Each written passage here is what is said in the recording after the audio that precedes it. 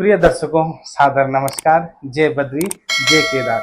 मेरे YouTube channel Uttarakhand ज्योतिष में आपका बहुत बहुत बहुत स्वागत है।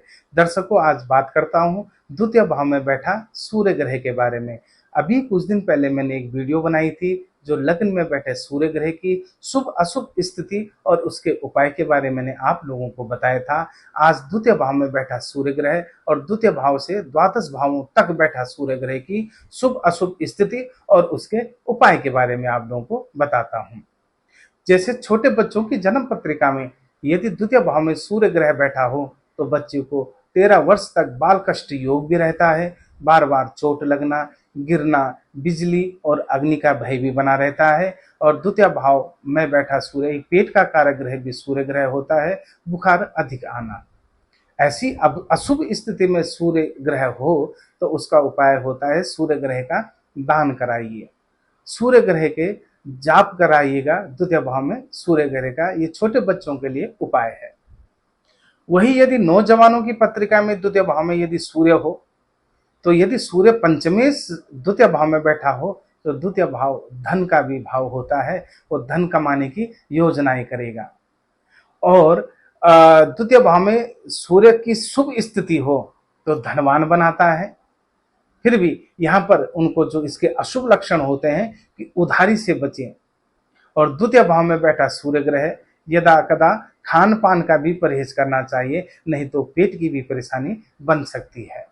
और वही तृतीय भाव में बैठा सूर्य ग्रह की स्थिति, प्रिय दर्शकों, जन्म पत्रिका के अनुसार एक मेरा व्यक्तिगत अनुभव भी आप लोगों को बताता हूं कि तृतीय भाव होता है भ्रातृ सुख, पराक्रम का भी घर तृतीय भाव देखा जाता है। यदि किसी की भी पत्रिका में तृतीय भाव में बैठा सूर्य हो, चाहे वो शुभ स्थिति का हो या अशुभ स्थिति का हो, भ्रातृ सुख में कमी देता है और गले से संबंधित भी रोग देता है। चतुर्थ भाव में यदि सूर्य ग्रह की शुभ स्थिति हो, कुटुंब परिवार के लिए बहुत अच्छा माना जाता है, मातृ का सुख मिलता है। चतुर्थ भाव में यदि सूर्य की अच्छी स्थिति न हो, पैतृक भूमि जमीन में भी परेशानी आती है। और चतुर्थ भाव में यदि सूर्य ग्रह अच्छा ना हो तो कुटुंब परिवार में मन ना लगना।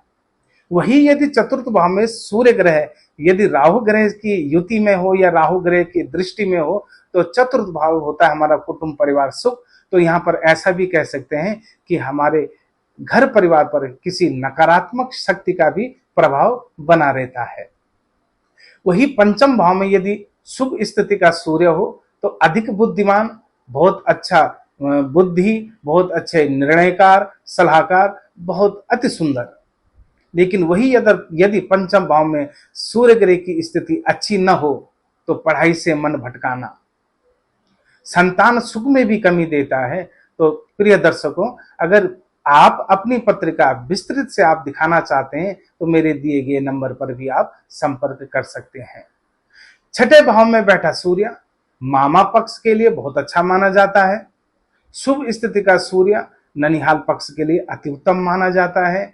छठे घर में बैठा सूर्य जानवरों से प्रेम करवाना, सेवादार, बहुत अच्छा सूर्य माना जाता है। और वही यदि शुभ स्थिति में छठे भाव में सूर्य हो, यदि पीठ पीछे कोई कितनी भी टांगे खींच ले लेकिन आंखों के सामने कोई नजरें नहीं मिला पाता, यही अशुभ स्थिति का अगर छठे भाव में सूर्य हो तो कोर्ट कचहरी से बचें, किसी विवाद से बचें, नहीं तो छठे भाव में सूर्य शत्रु परेशान करते हैं।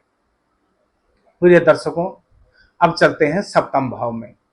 यदि सप्तम भाव में, यह भी एक मेरा व्यक्तिगत आपसे एक विचार कहता हूं कि यदि सप्तम भाव में सूर्य किसी भी राशि का हो तो ये दाम्पत्य जीवन पर भी बुरा प्रभाव डालता है। और यदि ये नीच का हो या अशुभ ग्रहों की दृष्टि से हो तो मित्रों और अधिक वैवाहिक सुख में भी परेशानी करता है।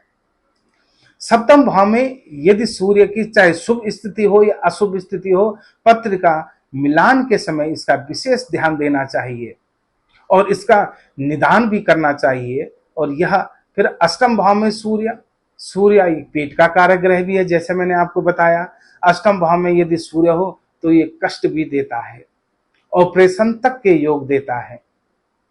तो अष्टम भाव में किसी जातक का यदि सूर्य हो तो यहाँ पर जैसे महामृत्युंजय जाप या तुलादान भी कर सकते हैं यदि वो शारीरिक पीड़ा से पीड़ित हो। मित्रों, नवम भाव, नवम भाव हमारा भाग्य का घर है, धर्म का भी घर है और बड़ी शिक्षा का भी घर है।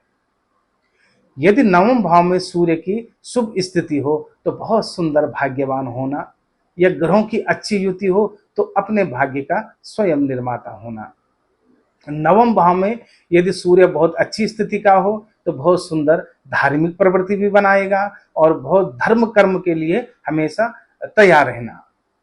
वही अशुभ स्थिति यदि नवम भाव में हो तो वह व्यक्ति धर्म से भी भटकाएगा, पूजा पाठ से भटकाएगा। यदि नवम भाव का अशुभ स्थिति का सूर्य हो तो बार बार भाग्य में अड़चने उलझने जरूर बनी रहेगी। तो चलो मित्रों, अब दसम भाव जो हमारा कर्म का भाव है, पिता का भी घर है, दसम भाव का यदि सूर्य दिशा बल प्राप्त करता है, दसम भाव का सूर्य यदि किसी भी राशि का हो दसम भाव में तो बहुत अच्छा अपने काम करने के लिए हमेशा तत्पर रहना, बहुत अच्छे सरकारी नौकरी के भी योग होते हैं दसम भाव में सूर्य की यदि शुभ स्थिति का सूर्य हो तो बहुत सुंदर नौकरी के लिए अच्छा, पितृ सुख के लिए भी बहुत अच्छा और ऐसे पितृ सुख के लिए भी बहुत अच्छा। और ऐसा भी है अगर शुभ स्थिति का सूर्य दसम भाव में हो तो बच्चे के जन्म होने के बाद पिता का भी भाग्य उदय होता है।